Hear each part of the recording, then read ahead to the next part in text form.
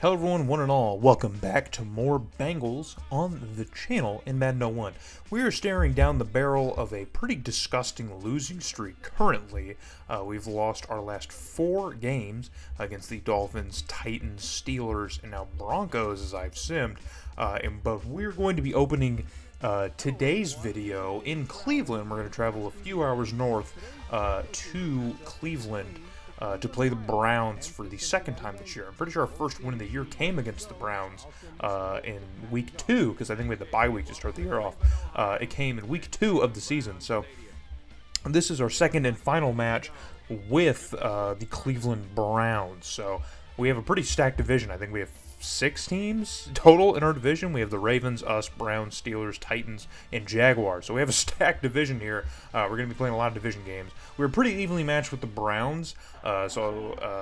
As I mentioned in our last video, we outmatched the Steelers just barely, and I think the Browns are on our level, and then we're all worse than like the Titans, Jags, and Ravens. So that's going to be the run of things as Achilles Smith gets things started off early here with a humongous reception that gets us deep in Cleveland territory. It's another rainy and terrible day here in Cleveland. We had a rainy, terrible day in Pittsburgh in the last video, and so the rainy weather is continuing here in the Midwest as we head to Cleveland for not our next game, but the first game we're going to be watching today after an amazing offensive output here. So first and goal for this Bengals offense. Achilles Smith's going to drop back and look over what he has to do, and he finds a Cleveland defender who's got the speed to beat everyone. Achilles Smith is the only one maybe fast enough. He can't get there. Peter Warrick is in pursuit, but he's not going to have enough time to get there, and it's going to be a pick 6. A humongous mistake by Achilles Smith.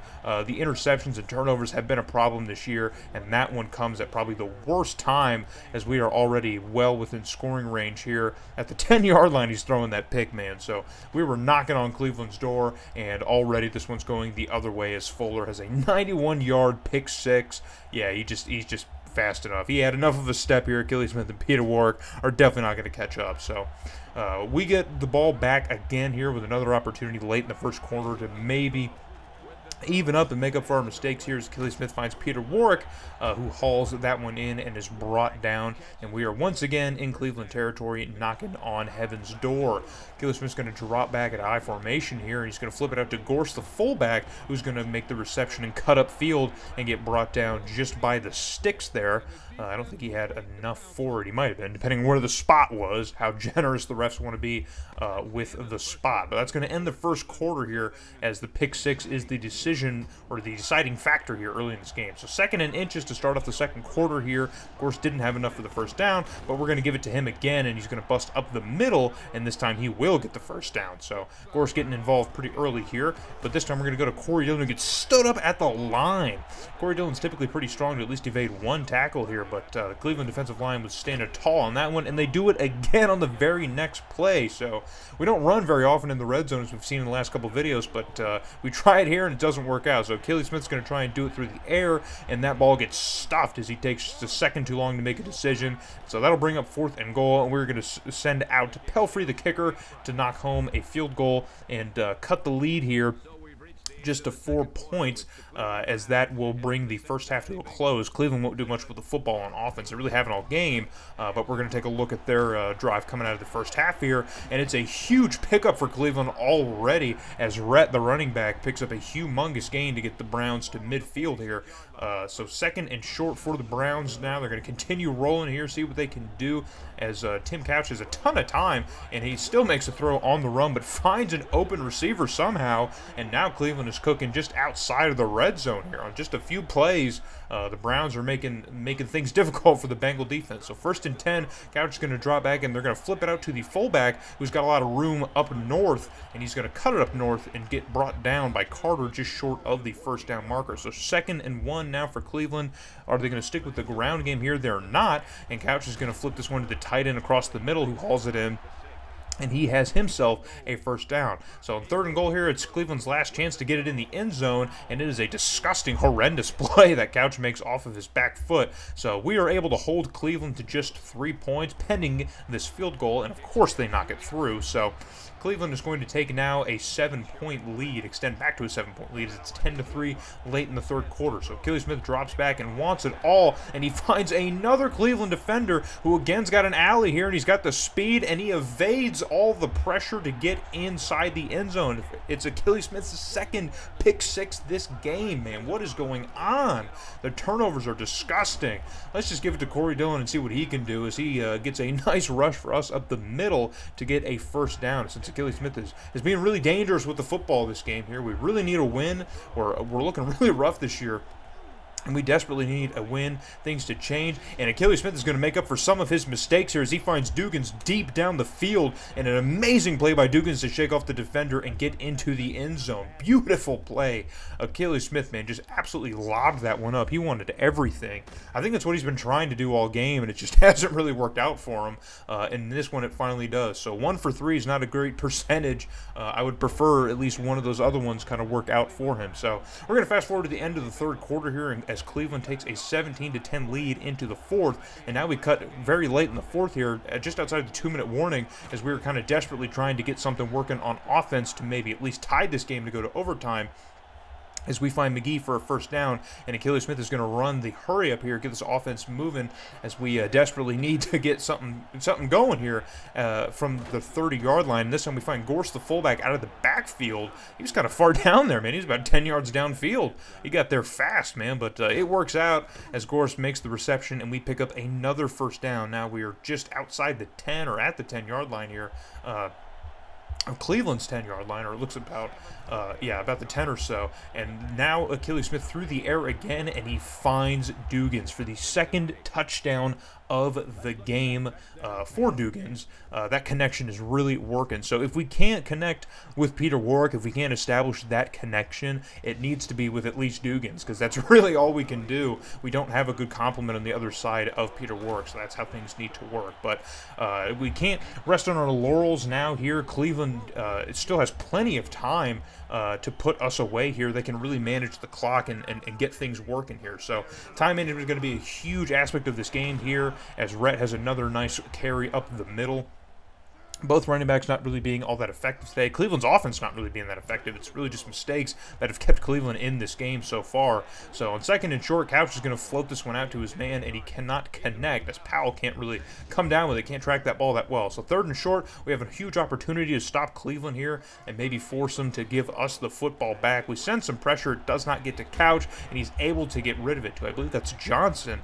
He finds Kevin Johnson, I think, who hauls that one in, and Cleveland has a new lease on life on this drive here, this potential game-winning drive, as our defense just folds every time in this situation. I don't know why, but time is ticking now as Cleveland is essentially trying to get in victory formation, or at least center up the potential game-winning field goal, as Red has another beautiful rush here. I mean, it's nothing too impressive, but it'll definitely put you in a nice spot. Cleveland will call the timeout and send out their kicker for the game-winning field goal, which he knocks through, and that will hand us our 5th straight loss of the year, as Cleveland hangs on in a game they had absolutely zero business winning. But that will put them at 4-5, a nice spot to be in. I sure wish we were 4-5, but we dropped to 2-6 on the year as our midseason lulls continue. And look at the numbers, man. We just outplayed Cleveland in almost every aspect. But Akili Smith's mistakes really were our undoing, man. Those 2 pick sixes were brutal. I mean, remove those and look at the score. And, I really don't need to explain it much further past that. I mean, that was really just where things kind of fell apart. Still 319 yards, which is nice, and 2 touchdowns, but, I really just can't overlook those 2 INTs. If they weren't pick sixes, maybe we could talk about it, but we can't. Corey Dillon, once again, ineffective today, unfortunately, but Peter Warrick gets very involved. We must have I cut out a lot of his receptions, because we really didn't see him. I didn't call his name out at all in this video, but he was very active today, which is nice to see. Dugans was the one who was making the impression. So that's going to move us ahead now to Week 10 on our 5-game losing streak. It's nothing but a pretty tough season ahead for us. But there's a look at the losing streak. All of them 1-possession losses. So literally, I mean, we could be a 6-2 team theoretically. You know what I mean? Just like it could completely flip for us, but it hasn't. So we are going to move ahead now into the second half of our video, which is going to be our Week 10 matchup against the Ravens. So the games I'm picking to show in these gameplays is I'm going to prioritize division games. Since we have a lot of them, I'm really going to prioritize division games. That's going to be the real meat and potatoes of these. I might throw in a random opponent that I think would be fun to watch, but for the most part, it's going to be division opponents. So next game on the docket here, Trent Dilfer's getting the spotlight here in the opening cinematic. I wonder if that means that Tony Banks is banged up here. Remember, we had to face against him earlier in the season when we heroically hung on to beat the Ravens in Baltimore. But they're looking to get their revenge on the road here in Cincy. Another rainy day. So I guess the rain in Ohio has not subsided for a week now as we return home to Cincinnati and there's still some rain. So we go to our first drive here, and Achilles Smith is already delivering baked goods to the Baltimore defense. He's picking up right where he left off in Cleveland. Not a great start here as Trent Dilfer is getting the start, but he is also delivering some goods to our defense. So both teams exchanged some turnovers early on in this game here. Really just some brutal throws. Guys thinking they had something there. Quadre Ismail was in a good position, but there were still two defenders well within his vicinity to make a play, and they did just that. So 2nd and 6 now for this Bengal offense. Achilles Smith got to protect the football a little bit as Peter Warrick makes a spectacular diving grab. He's been making fantastic catches all season long, which is great, I guess, when you have someone like Achilles Smith who's throwing the ball really anywhere, just spraying the ball across the field. You need someone like Peter Warrick who can make spectacular diving grabs like that. So we cut to a 3rd and very long situation here. We need something to keep this drive alive. Achilles Smith dropping back. The pressure is getting there, but he's able to get rid of the football, and he gets it out to Corey Dillon out of the backfield, who's able to cut upfield and get a first down. So getting everyone involved in the passing game, which is nice. On the next play here, Achilles Smith dropping back, and he finds Corey Dillon out of the backfield again, this time on the right side of the field. And he turns upfield and has more than enough for the first down to get us within a goal-to-go situation as time continues to tick here in the first quarter. And we're going to go with a fake handoff, and off of his back foot, just a horrendous throw to the middle of the field. I don't even know what he was seeing, what he was looking at. So got to be safe with the football, or at least a little bit safer with the football, as it's 2nd and goal now with just a quarter of time left to go. It's just 25 seconds. We're going to hand off to Corey Dillon, who goes in untouched. The C's part, he shoots the gap and is not even tickled as he walks into the end zone grass, that orange end zone grass, for the first touchdown of our game. For either side, as Corey Dillon's touchdown is the one deciding factor here in the first quarter. So, cut to the second quarter, the Ravens offense is moving the ball here just past midfield, and Trent Dilfer makes an amazing throw, and Quadre Ismail makes an even greater catch as he hauls this one in deep in Bengal territory, and the Ravens are now already cooking, looking to even the game out here. So, it's a handoff to Priest Holmes, who makes a hurdle here, shakes off another tackle, and gets the first down just before being brought down inside the 10-yard line. So a very aggressive and angry run for Priest Holmes. He hasn't caused too much grief for us early on in the season, but he could do so today. But the Ravens don't really need him because they're just going to hand this one off to the fullback, who's going to bust up the left side and get the first touchdown for the Ravens offense in this game. So just like that, our lead is erased, and we need something to work here. But the Ravens have another opportunity late in the first half with the football, but it's going to be a fumble. It's Taylor who drops the ball right on the first down sticks, and we have an opportunity now late in the first half after we couldn't do nothing with the football. So can we capitalize off of Baltimore's mistake? And Achilles Smith finds, I believe that's Dugan's, deep in Baltimore territory, and now we have a fresh set of downs deep with an opportunity to add some points here. Oh, that was not Dugan's. But we're going to run the hurry up here. We got to move quickly if we want to get these points here. We are just inside the 20. We're at the 19-yard line here in the red zone. We got to make the most of this opportunity as time continues to tick here. Achilles Smith with a clean pocket finds Corey Dillon, who gets absolutely blown up. at about the 15-yard line. But we are moving the football, so Achilles Smith wants us to move a little bit quicker here. We got to run this hurry up here, keep Baltimore on their toes. And Achilles Smith with another clean pocket floats this one out to Dugans, who cannot come down with the football. He was in a little bit of congestion there. Still had a chance at it, but didn't quite get it. So 3rd and 5, we need to convert here, at least get the 5 yards to get the first down. We still have plenty of time to think of something up here if we can just get the first. So Achilles Smith is dropping back. He's got the coverage he wants, and he floats that one out to Peter Warwick, who tries to climb the ladder and get it, but it is a horrendous throw, so that will bring up 4th down. And Pelfrey, I don't know what just happened, but the chip shot here, should have been a chip shot, gets absolutely lobbed. I guess the weather maybe affected it, but we don't even add points off of that drive, so that Baltimore mistake doesn't really turn into anything, as Baltimore tries to go for it all here on 3rd down in our territory, and they cannot connect. So that'll bring up Baltimore's kicking unit, and their kicker, on the other hand, he can do it. Stover, who gave us a lot of problems in our first game against the Ravens, is able to give the Ravens the lead heading into the locker room after the first half. So coming out of the half here, Baltimore's got the football yet again. What are they going to do with it, as Dilfer finds Ishmael again on the middle of the field, and it's another Ravens first down. So we have to silence that man, as it's 3rd and short. We have an opportunity to get off the field here and bring Achilles Smith and the offense back on, which we desperately need, as the coverage is picked up beautifully by Baltimore. We sent the pressure, but it got picked up pretty well.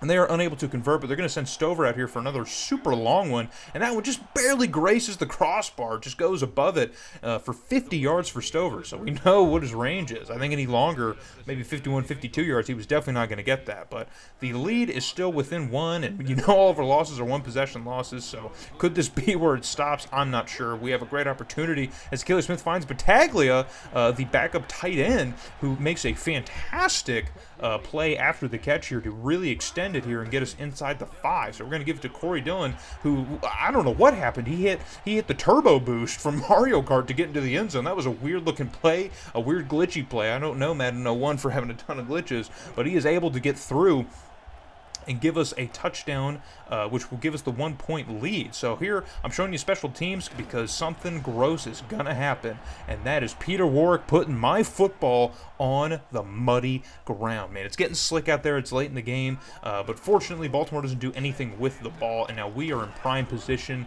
to do whatever we want with this ball game, as Gross gives us a solid pickup here to get a first down just past midfield, and that is going to ice the game as we are able to just kind of burn Baltimore's timeouts here, whatever ones they had left, and end things. So we finally get back into the win column. We pick up 2 wins against the Ravens this year, which is kind of wild, but clearly they're dealing with some injuries. They have a young Trent Dilfer trying to make things work. I guess Tony Banks is a little banged up, so we will see that a lot as we sim through. There's a ton of injuries in this game that will derail not just our season, but many other seasons. So looks like the Ravens are already being affected by it, as that drops them to 3-6-1, I believe. So we extend to 3-6 on the year. Looking pretty good. Achilles Smith doesn't have the best game yet. Again, that completion percentage is really down. Doesn't even get a touchdown. Corey Dillon's yards are really down, but he does get 2 touchdowns on the day, which is nice.